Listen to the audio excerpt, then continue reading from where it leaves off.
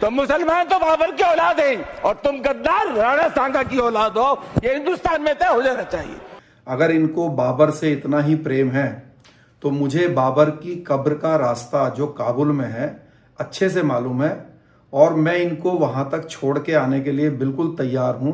जो बाबर को अपना आइडियल मानते हैं और राणा सांगा जी को देश का गद्दार मानते हैं, तो उन सभी को हम भारतवासी काबुल छोड़ के आएंगे।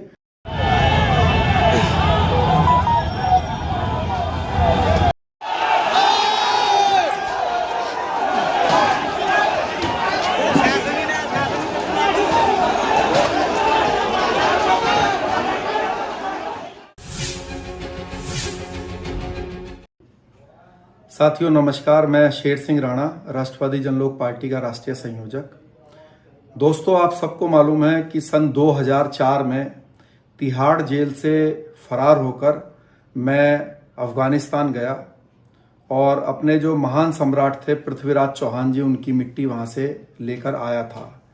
तो इसी जर्नी के दौरान जो काबुल में जो बाबर की कब्र थी उस पर भी मुझे जाने का मौका मिला था।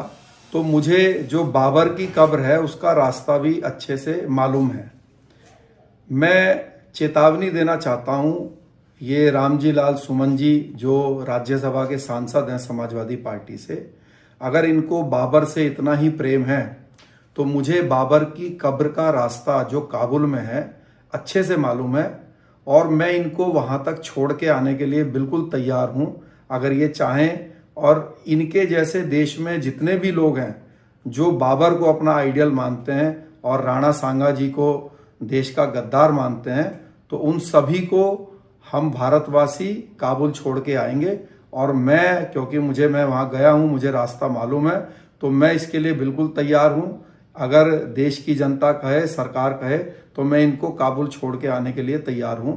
बाबर की कब्र के पास ही इनका भी वहीं मकान बनवा देंगे, जिससे कि इन लोगों को पता चले कि भारत में जो ये गलत शब्दों का उपयोग करते हैं इनकी हालत वहां पे क्या होगी। बहुत बहुत धन्यवाद। हम हैं राष्ट्रवादी।